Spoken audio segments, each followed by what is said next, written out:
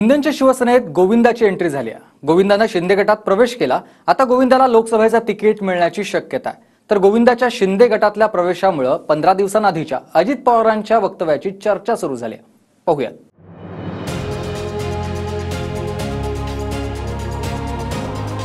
अभिनेता गोविंदा अखेर शिंदेच्या शिवसेनेत आलाय।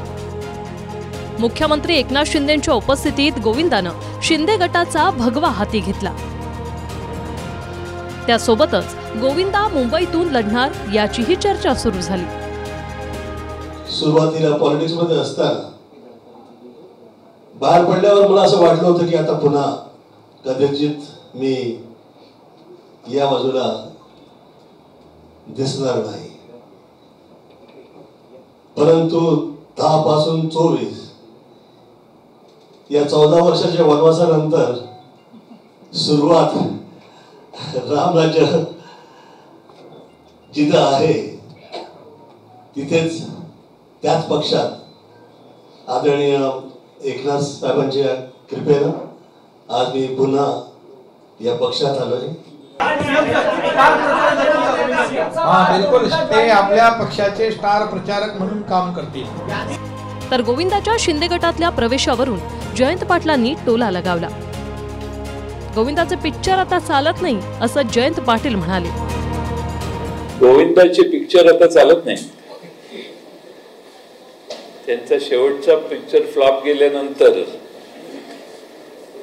नवीन काहीतरी पाहिजे, चालणारा नेता, चालणारा नट तरी घ्या म्हणा। त्यांच्यापेक्षा चांगला कलाकार आहे ना।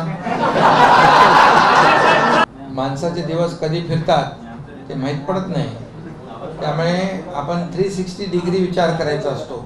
आणि कलाकार हा कलाकार असतो। एका कलाकाराचा अपमान म्हणजे अख्ख्या सिनेसृष्टी इंडस्ट्रीचा अपमान आहे। त्यामुळे जे बोलले त्यांना त्याला भुगतान करावं लागेल।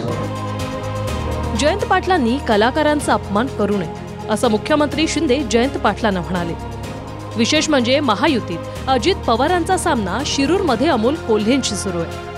शिरूरमध्ये दादांच्या गटाचे शिवाजीराव आढळरावांची लढत अभिनेते आणि शरद पवार गटाचे नेते अमोल कोल्हेंशी। ज्यावेळी उमेदवार असतो तेव्हा राजकीय पक्ष अभिनेत्यांना बाहेर काढतात असं अजित पवार 15 दिवसांआधीच बोलले होते। ज्यात आता शिंदे गटात प्रवेश केलेल्या गोविंदाचाही उल्लेख अजित पवारांनी केला होता। आम्ही राजकारणी लोक काय करतो, एखादा उमेदवार आम्हाला पराभूत करता येत नसेल तर मग सेलिब्रिटी काढायची। खोटं नाही सांगत, तुम्ही देशात बघा, आता काही ठिकाणी हेमा मालिनी उभे राहतात की नाही, निवडून येतात। काही ठिकाणी सनी देओल उभा राहतो, धर्मेंद्र उभा राहतो, गोविंदा उभा राहतो। काय ह्यांचा राजकारणाशी संबंध आहे? राजेश खन्ना, शत्रुघ्न सिन्हा, किती नावं देऊ? एवढे नटी पण उभे राहते, नट पण उभे राहतात। आणि का एकदा मला वाटतं अमिताभ बच्चनला पण उभं केलं होतं आणि निवडून आले होते, आणि मग नंतर म्हणले नाही राव, हे आपलं काम नाही, राजीनामा दिलं सोडून। मित्रांनो, शेवटी त्यांना त्या भागातली विकासाची कामं करायला आवड आहे का?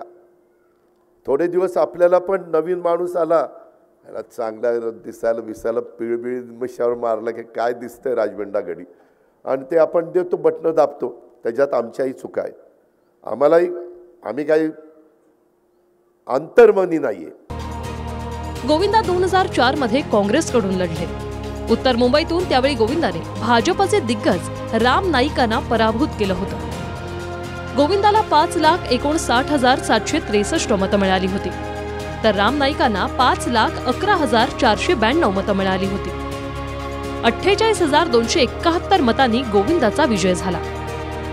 मात्र 2009 मध्ये गोविंदानं राजकारणातून माघार घेतली। आता गोविंदाला शिंदे गटाकडून उत्तर पश्चिम मुंबईतून तिकीट मिळण्याची शक्यता आहे। तसं झाल्यास गोविंदाचा सामना उद्धव ठाकरेंच्या शिवसेनेचे उमेदवार अमोल कीर्तीकरांशी असेल। तर शिंदेच्या कामामुळे प्रभावित झाल्यानं शिवसेनेत आल्याचं गोविंदाचं म्हणणं आहे। फार वर्ष झाले आम्ही जी मुंबई बघायचो ती सुरुवातीला त्यापासून आता जास्त सुंदर दिसते प्रोग्रेस दिसतोय आणि हा जो सौंदर्यीकरणचा सब्जेक्ट आहे हा आदरणीय एकनाथ साहेब आले तेव्हापासून मुंबईमध्ये जास्त हा दिसतोय. एक प्रॉस्पेरिटी आपल्याला इथे सगळीकडे पाहायला मिळते आणि एक सगळं जे काही मुंबईकरांना अपेक्षित आहे ते काम सुरू आहे. पोल्युशन कमी होतंय ते सगळं त्यांना आकडे बिकडे मला त्यांनी सांगितले. इतना था इतना कम हो गया बोले डीप क्लीन ड्राईव्ह हे सगळं त्यांना माहीत आहे आणि त्यामुळे त्या सगळ्या कामाच्या मुळे ते एक त्यांच्यावर त्याचा प्रभाव पडला. बरोबर ना. म्हणजे ते स्वतः प्रोग्रेसिव्ह आहेत आणि त्याच्यामुळे त्यांना प्रोग्रेस पाहिजे. 2004 मध्ये काँग्रेसकडून गोविंदा एकदा खासदार झालाय.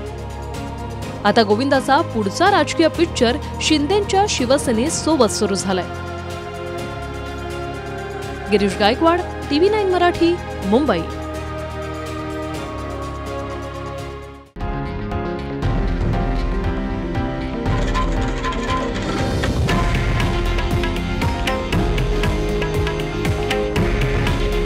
हे आहे देशातील नंबर 1 न्यूज नेटवर्क आणि आपण पाहत आहात TV9 मराठी. काळजी तुमची, हित महाराष्ट्राचं.